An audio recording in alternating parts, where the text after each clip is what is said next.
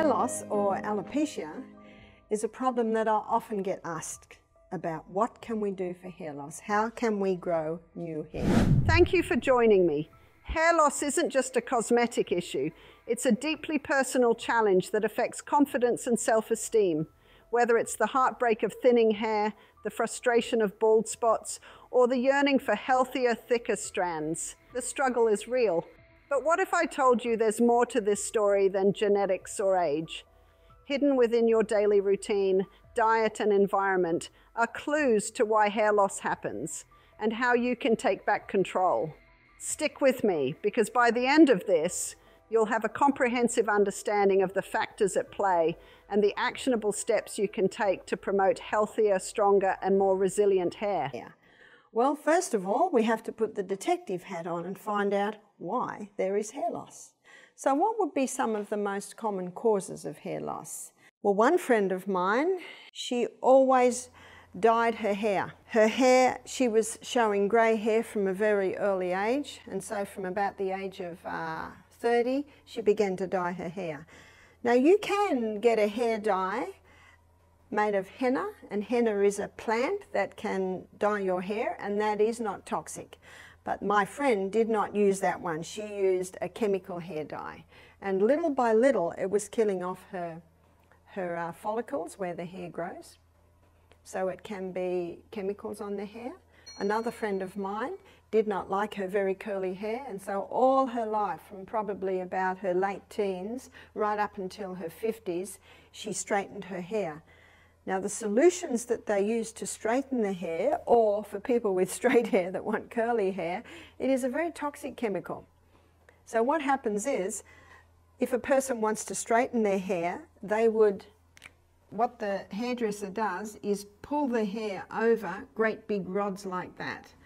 And so the curly hair that's this curly, of course, gets pulled over them, and that straightens it. But if a person's got straight hair and they want curly hair, well, the rods are that big and they stretch the hair around and around and around. So whether it's to straighten the hair or whether it's to curl the hair, they put this toxic solution on. It's a strong chemical, and what it does is it breaks all the little joints in the hair, because hair has all these little joints like this. So what it does is it breaks the joints, and then it's molded, of course, around either there for the curl or there for the straight.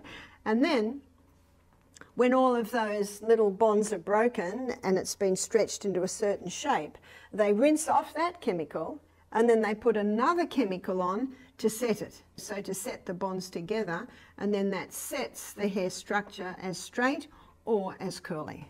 So basically that's how the hair is permed. To begin, we must uncover the root causes of hair loss. Many people unknowingly expose their hair to harmful chemicals. Hair dyes, especially those laden with synthetic chemicals, and treatments like straightening or perming can wreak havoc on the hair follicles.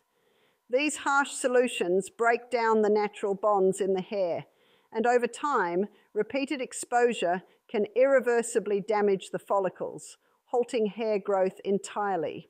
Even tight hairstyles like braiding or ponytails can place unnecessary tension on the scalp, leading to localized hair loss. But when those chemicals are constantly going on the hair, little by little, they kill the hair follicles. I have also seen in some areas where people braid their hair really, really tightly. You'll often see that they've got hair loss around here, where you've got that weight, you've got that constant weight on the hair, which can really just keep pulling the hair out, and then the follicles are damaged. So no matter how it happens, we must stop what is causing the damage. That's the first one. If you don't turn the tap off, you're still mopping up in the other corner. Sometimes I see hair loss in a hormonal imbalance. So if it's a hormonal imbalance, then the hormones must be balanced back again.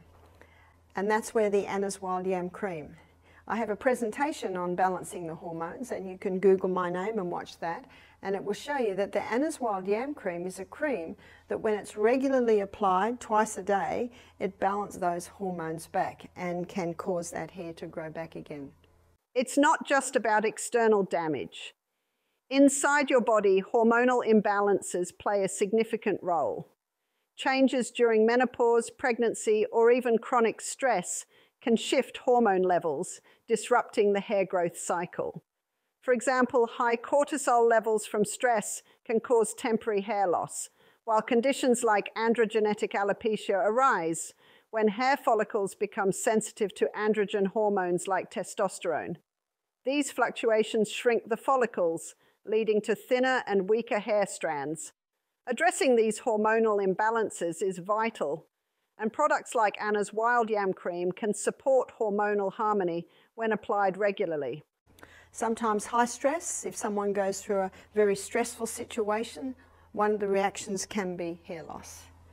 So what can you do to bring it back again? There's one more that I didn't mention, and that's anemia. If a person is anemic, it can cause hair loss. So what's anemic? Anemic means very low iron in the blood.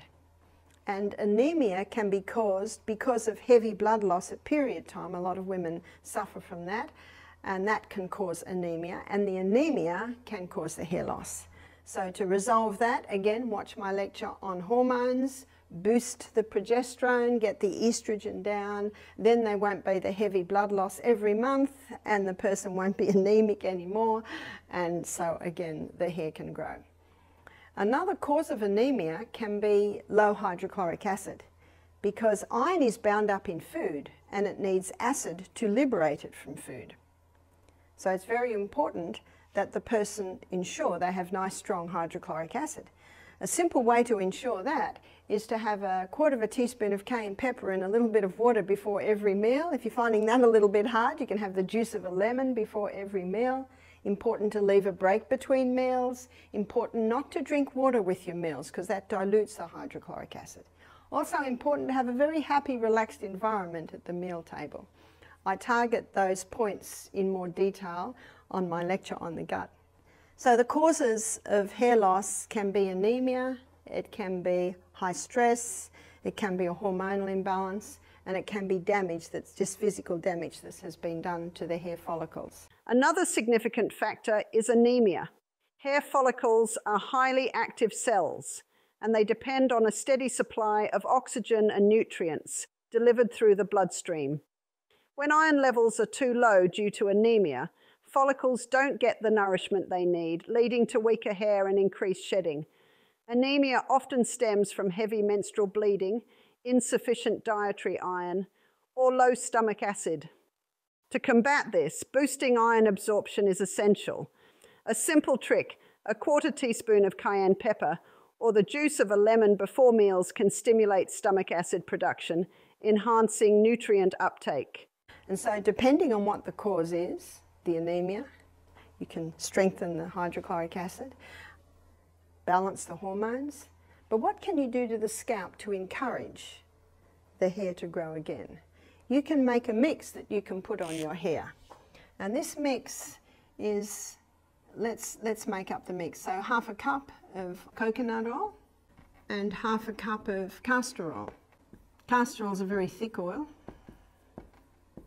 but castor oil penetrates deeper than any other oil. So when that is put onto the scalp, it penetrates even deeper. Coconut oil is a very nourishing oil. It's an antifungal oil, antibacterial oil. But what you also can put with that, so now you've got a cup of oil there. To that cup of oil, you can add 10 drops of rosemary essential oil. Rosemary is a herb that's specific for the scalp.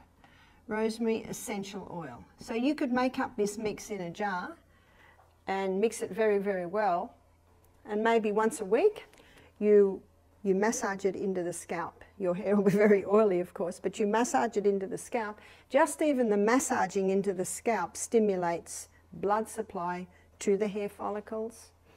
That castor oil penetrates very deep, and wherever it penetrates, it can revive life into that area. And the coconut also is a very nourishing oil, and the rosemary essential oil stimulates. Every herb stimulates different parts of the body, and this rosemary herb is specific for the scalp. The massaging, so leave it in as much as you can. Maybe you choose a Sunday when you may be going to be home all day, And at the end of the day, you wash out.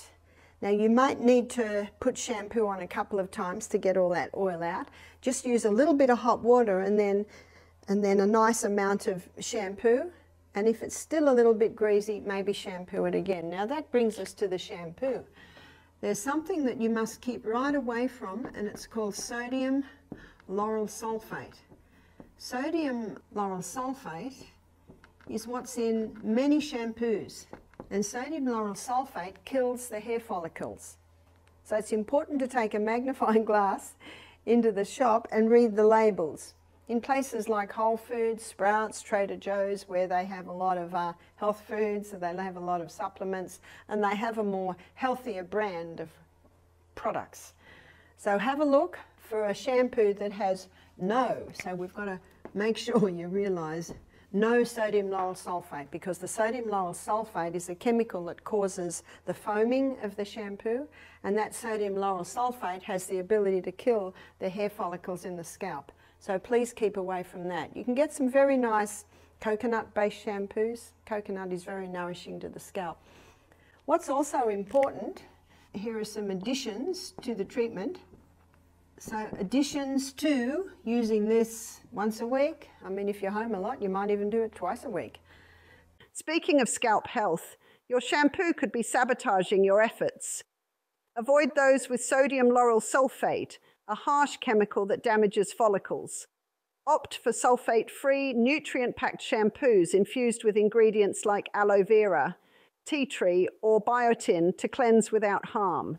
Exercise. What exercise does is it increases the circulation of the blood to the extremities, and the scalp is considered an extremity. So exercise daily, especially the high-intensity interval training. The high-intensity interval training, because of the periods of very high intensity, that really gets the blood moving out to the extremities. So that should be done daily. Daily movement, especially high-intensity interval training, can do wonders for hair health by improving circulation. When blood flow to the extremities, including the scalp, increases, it brings with it the vital nutrients that hair follicles need to thrive.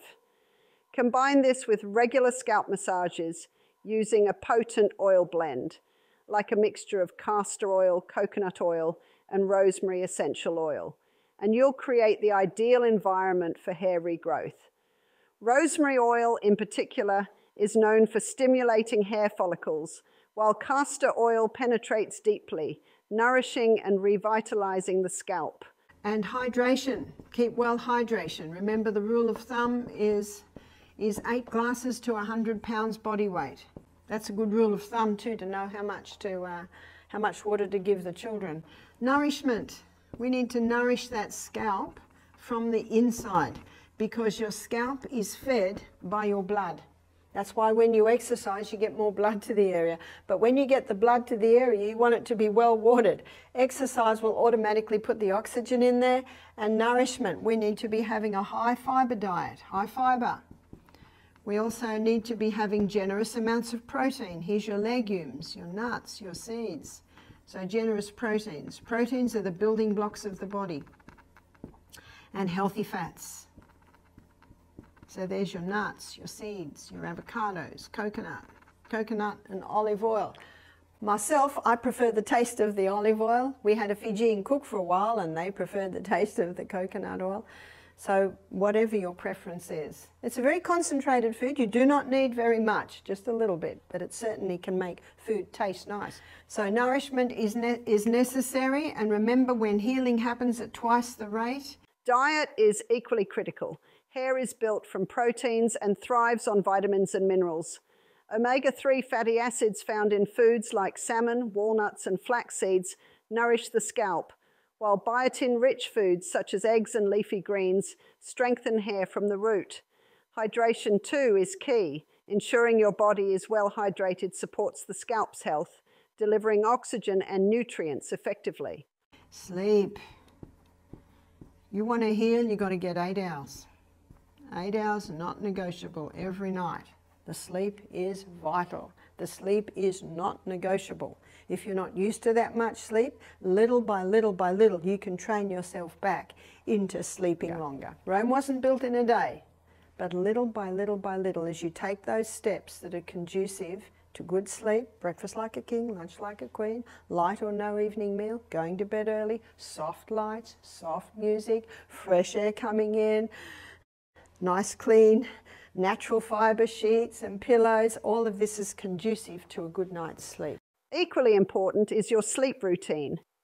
Restorative sleep is when the body repairs itself, including the hair follicles. Aim for 8 hours of quality sleep each night. Minimize blue light exposure before bed, enjoy calming routines, and create a peaceful sleep environment. It's during these quiet hours that your body balances stress hormones and promotes optimal hair growth conditions. Each of these steps, addressing external damage, balancing hormones, nourishing the body with a nutrient-rich diet, maintaining hydration, incorporating exercise, and prioritizing restful sleep, works synergistically to improve hair health. Small, consistent changes can yield transformative results. Remember, regrowth takes time. Hair cycles operate on a monthly timeline, so patience is key. With persistence, your hair can regain its strength, vibrancy, and fullness. I encourage you to start implementing these tips today. And you will find that little by little, the hair just might start to grow.